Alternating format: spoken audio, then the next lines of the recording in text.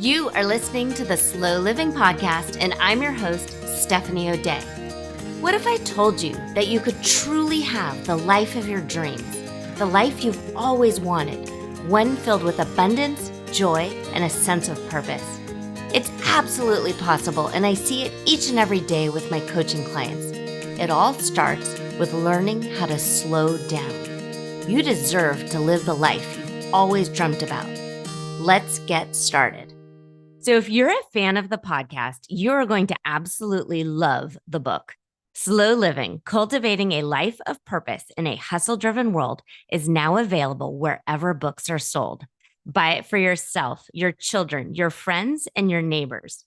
You can get all the juicy details at stephanieoday.com/slow living book. Trust me, this is hands down the best $20 you'll ever spend. Hi there, Slow Down Society. Steph here, and welcome back to another edition of the Slow Living Podcast. We're on episode 151, and today we're going to talk about capacity and understanding capacity. And there's two parts of it. There's understanding your capacity and what you're capable of, and what your stretch zone is, and what you may not think you're actually capable of right now, but perhaps future you could be capable of. And then the second part is understanding others' capacity. And we're going to spend a lot of time on this because it comes up pretty often in my coaching calls and also in my real life. And it's the expectation that other people have the same capacity that you do, and that's probably not true. I've in the past I've talked about the definition of disappointment is when expectation over reality doesn't add up. And so if your expectations don't meet your reality, that equals disappointment. And that happens an awful lot in your interpersonal relationships as you're going through your day, when you're waiting in line at the grocery store. And so we're going to talk a little bit about that. So one thing that's interesting about capacity and understanding capacity is it just is what it is. So I want you to suspend the notion or the belief that there's a right way and a wrong way, because that will kind of lead you either in this kind of like self-righteous path that you think your way is the correct way and everybody else suck. Or you can beat yourself up in your brain that your capacity, your ability to do things isn't measuring up. And so you constantly feel behind or less than, and neither is correct. And it just won't make you feel good. And when you're living a slow life, a calm life, a peaceful life, a life filled with an intention, a life that you've decided on purpose to live, you are the nucleus. You are strong. You are steady. And all of this other stuff is swirling around outside of you, but you're strong, you're stable, you're sustainable. And that's what we're going to talk about today when it comes to understanding capacity. Okay, so the reason I wanted to record this episode is I was scrolling social media, and honestly, scrolling social media for me is never a good idea. I don't enjoy it. I am someone who has lots and lots of ideas, and sometimes when I'm bored or feeling, I don't know, a little dejected or disappointed in life, sometimes just because I'm literally bored, like sitting in a hospital waiting room or something like that, I will open social media and scroll. I use it, and I use it as a brand. So I use it because I need to connect with others, such as yourselves, online. And so when I'm interacting in that way, love it. Love it, love it, love it. I think it's a great connection tool. I love answering questions. I love giving pats on the back to my partners in crime who are authors and other online creators and podcast hosts. Absolutely love it. When it turns not good for my brain is when I flip over to the personal account and I just start scrolling and I'm seeing people that I know in real life posting things that I don't know, maybe I didn't know was happening. And oh, look, so and so was at a party, or oh, look, so and so is on vacation. And that's when I start to feel that kind of feelings of disappointment and despondency. And it really does drain me. And it's not good for my brain or my body. Yet I continue to do it. And well, maybe that sounds a bit like you.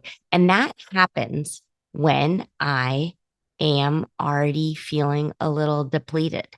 Um, and so I don't know what needs to happen really, except for probably I need to follow my own advice and slow down and not do things that don't serve my needs. But on this sort of day, and this is why I decided to hit record this morning, I saw a Facebook meme, and it wasn't from anyone in my real life. I think probably someone in my real life hit like or hearted it or something, and that's why it showed up in my feed.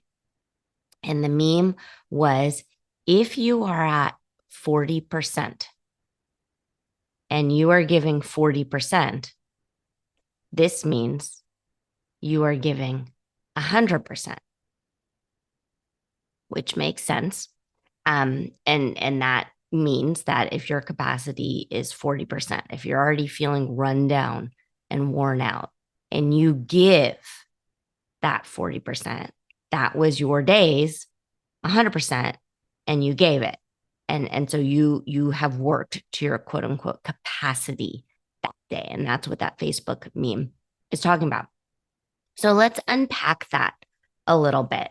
So on any given day, the idea that you have only a certain amount of energy and whatever you do throughout the day depletes that energy as if you were a cell phone, as if you were a laptop computer and you have a certain amount of battery life. And whatever it is you do, every click of the mouse, every tap of the keyboard, every photo upload you do or download or whatever the technical term is, depletes a little bit every time. Every interaction you have as a human is depleting you, is not accurate.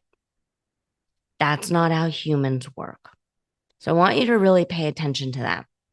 So when my kids were little, in elementary school, they read a book on bucket filling, and I probably before I hit record should have looked up the actual name of the book and the author of the book, but we can find it online and link to it in the show notes. But it's essentially the idea that you are either a bucket filler or a bucket dipper. And as you go through your day and as you go through your life, the hope is that however much in your bucket that you are giving out to others gets refilled, gets replenished. And sometimes you might wake up bursting with energy and you have so much in your bucket that you're just eager and willing to share with others. And then some days you feel really drained and run down and worn out. And if you're giving too much of yourself, if your bucket is depleted and someone is asking for something that you can't give, it can make you, one, feel really bad about yourself, but then it too can really, really deplete your energy. So that's a great metaphor, and it's especially something to teach young children, that as you go through your days, you want to compliment people. You want to make them feel good about themselves. You want to help them. And so you want to be a bucket filler. Some times, if your personality is to always fill up others, but you haven't taken the time to replenish yourself and recharge by either taking a nap or doing something for yourself. Your bucket can feel very drained and that kind of thing. The issue with the Facebook meme of if you're only 40% and you've given your 40%, you've given your allotment today. The issue with that is humans aren't computers and we're not charged devices. And every interaction you can have throughout your day, every choice, everything you put in your body, either by consuming, such as the example that I gave earlier, when I scroll and consume social media, that's not like teaching me something or uplifting me. It drains me and it makes me feel bad. But I can turn that around very quickly by turning off the phone or getting rid of that app and or just literally standing up out of a chair and kind of shaking it off and maybe doing a little bit of yoga and different things that I can do to kind of recharge and replenish myself. As you go through your day, everybody you come in contact with is at a different capacity. You have no idea what is going on in anyone else's life and what is dipping from their bucket and what is kind of sucking from them. There's a term that gets thrown around a lot online sometimes and in psychobabble circles of energy vampires. Some people suck and suck and suck and suck and just drain you way more than others who compliment you and tell you you're wonderful and amazing and make you feel better about yourself and you feel uplifted and you feel recharged and you feel like you just took a nap even though you didn't. And so that's why as you go through your day, I want you to just kind of pay attention to that. And if you have constant interactions with people that leave you feeling drained, you either need to protect yourself, protect your boundaries, and really establish really good, solid self-care. So you're recharging yourself, you're filling your own bucket before you have to interact with these other people. Or maybe you need to leave the room that they're in, and maybe you need to just find a way to protect yourself and not be around cranky people and people that don't make you feel good about yourself. I often find myself in a customer service role. So my day job as a school site secretary, I am the customer service role. I try as to help people and meet their needs. Not everyone who calls me or who walks into my office is in a good mood. Sometimes they are rude. Sometimes they are downright mean, and that can be absolutely draining. If I get too many people like that in a row, I'm depleted. And I then need usually to take a deep breath and maybe go for a walk around the building, maybe drink a seltzer water, something to kind of utilize other senses and like quote unquote snap out of it in order for me to do my job correctly. I cannot expect every single person who walks in my door to have the same capacity that I do and to be in quote unquote a good mood. That's not real life. So I need to do the things that I need to do in order to take care of myself, to be grounded and stable and strong. And so then I can kind of withstand whatever like storm walks through the door. I did a yoga training this summer. And so I really like yoga a lot. But I did a yoga teacher training this summer. And in it, there was a graphic, and the graphic sort of looked like a cell, a nucleus. So there was a circle and then an outer circle and an even outer circle from that. So there were 3 rings. So while it looked like a nucleus or a planet or something like that, what it was talking about was your safety zones and your stretch zones and your freak out zone. So when you're growing and when you're learning new things and when you're trying to better yourself as a human, the best way to do that is to kind of leave that innermost circle where you feel safe and go out to the second circle, the second ring, which is your stretch zone. That's where you're willing to take on new things and learn new things and adapt to new ideas. That's when networking with new people is super fun and it's exciting. If you do too much of that, you move to that outer circle, which is your freak out zone. And that's where things feel too much. Too much is coming at you all at once. You're pulled in too many directions and you no longer can grow. And so then you decide to retreat. And so for most of us, we retreat back to that middle zone, that safety zone. Depending on your particular capacity of the day, if you're already overstretched, the best thing you can do is to retreat to that safety zone and protect yourself and put up your boundaries, put up your walls, do some self-care in order to go back out in the world and interact with all of these other variables that you can't control.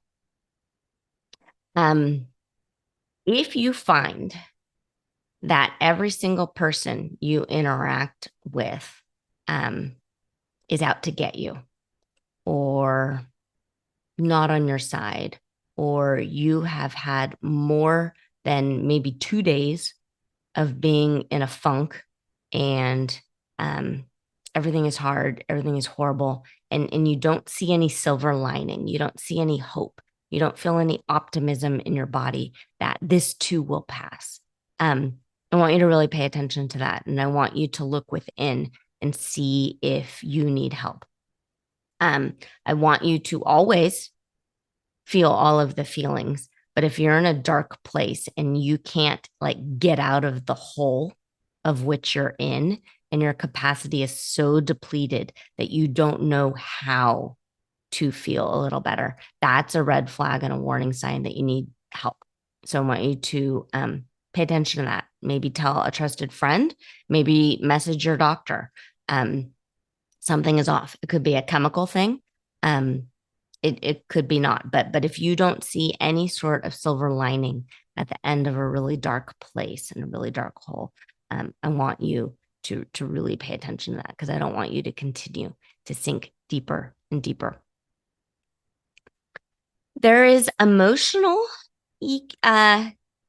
intelligence and intellectual intelligence, and everyone has a different capacity for that.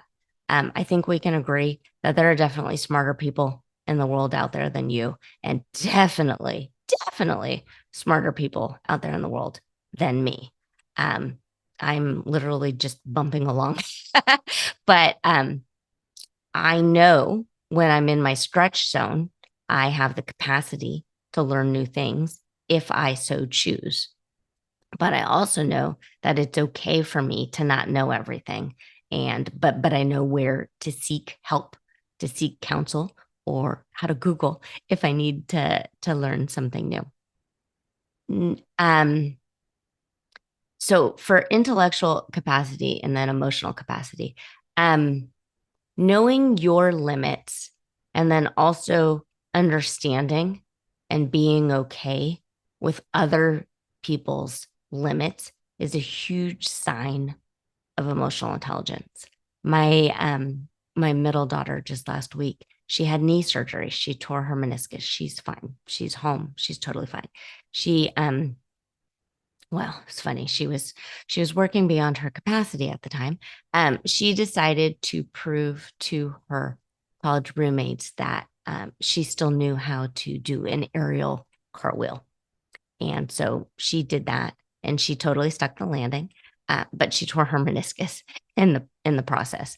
And so she was definitely working beyond her capacity. Intellectually, she knew she could do an aerial cartwheel. She used to do competitive gymnastics. She knew how to do all these things. But her now, someone who hasn't worked with a gymnastics coach for a very long time, the idea that she could do it was just so exciting that she wanted to prove that she could, except for she tore her meniscus. Um, she because she's older, her surgery kept getting bumped later down the day. And so we thought it was going to be at 1, then we thought it was going to be at 1:30, and then it ended up being at like 3:15 or 3:30. And we had already met the anesthesiologist. We had already met all of the people on the surgical team.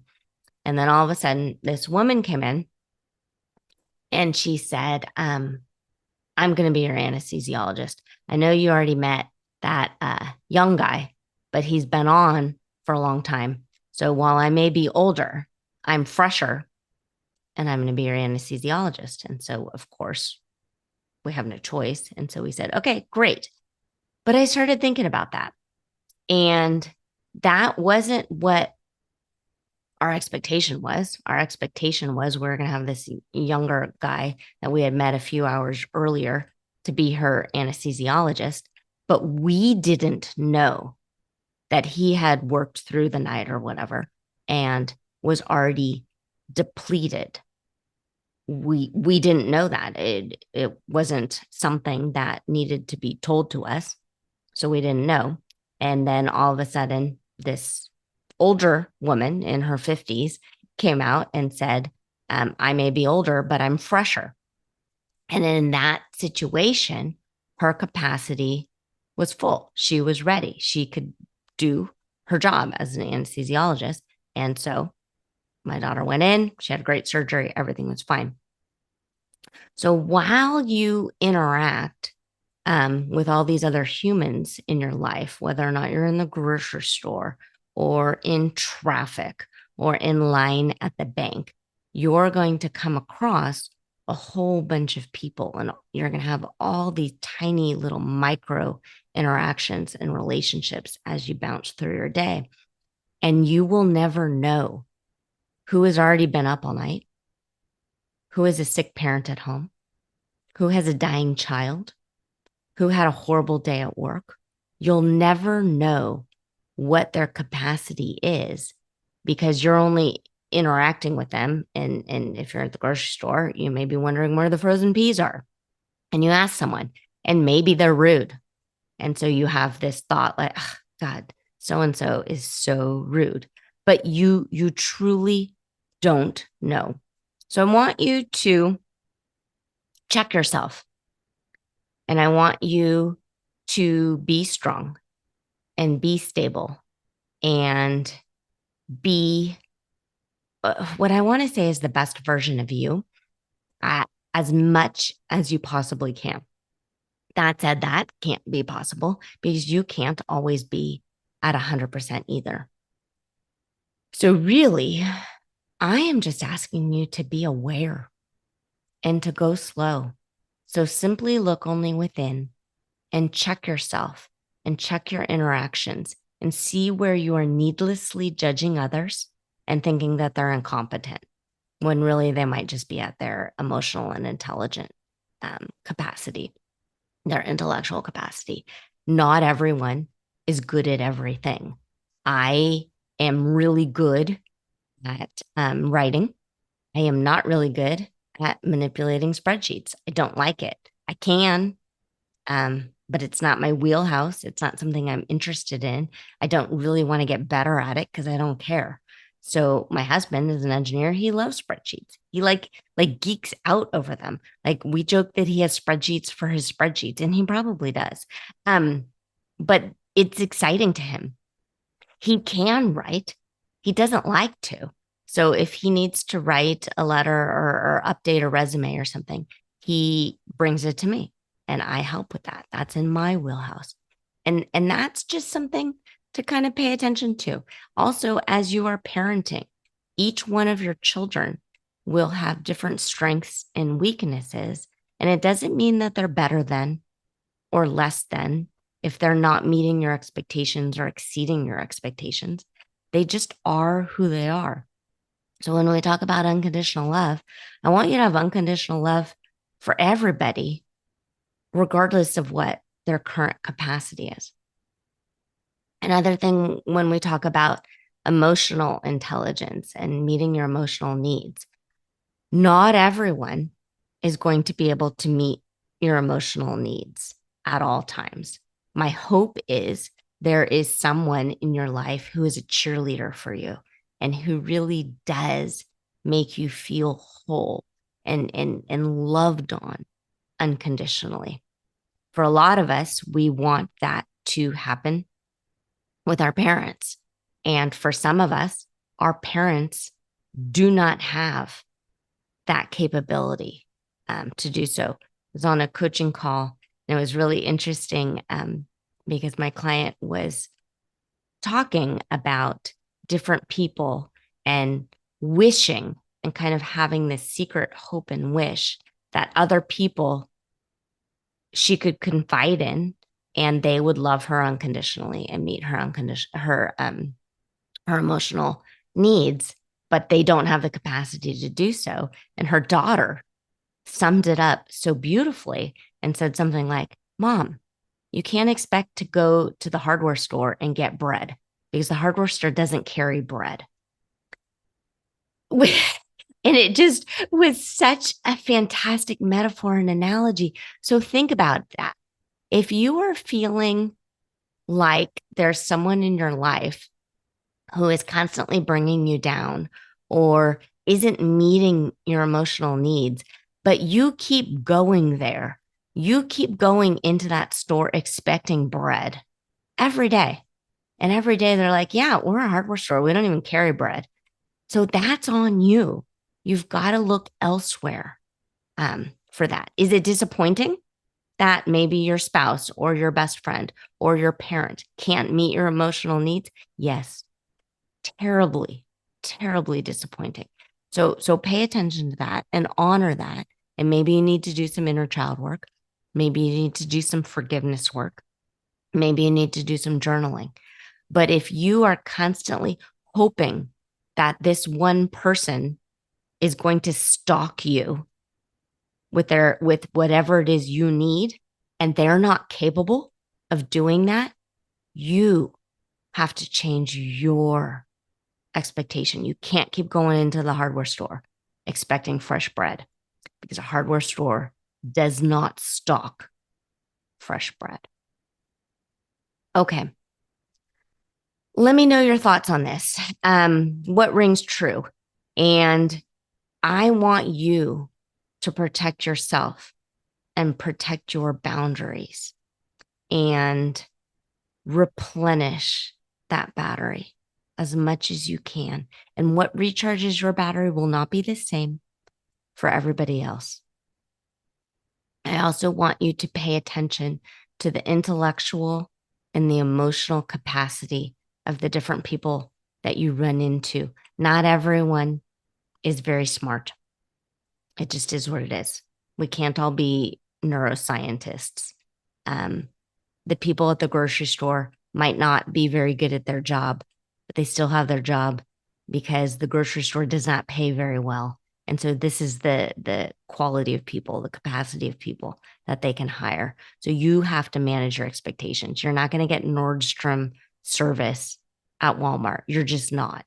So manage those expectations and realize as you go through your day, everyone's battery is a little bit different and everyone's playing field is a little bit different. And the only person you can control or try to control is yourself. Okay, pretty people. As always, I think you're amazing and wonderful and lovely. I am so proud of you. If you have any questions, let me know. Hit me up. I'm a real person. I will answer my email, steph@stephanieodea.com. You can message me on Instagram and on Facebook. I will get back to you. The Slow Living book, it's available. You should totally buy it. I talk an awful lot about all of these different concepts, and I also talk about how to create the best version of you one that is strong and that is stable. Slow Living, Cultivating a Life of Purpose in a Hustle-Driven World is available wherever books are sold. Buy it for yourself, buy it for your friends, buy it for your family, buy it for your neighbors.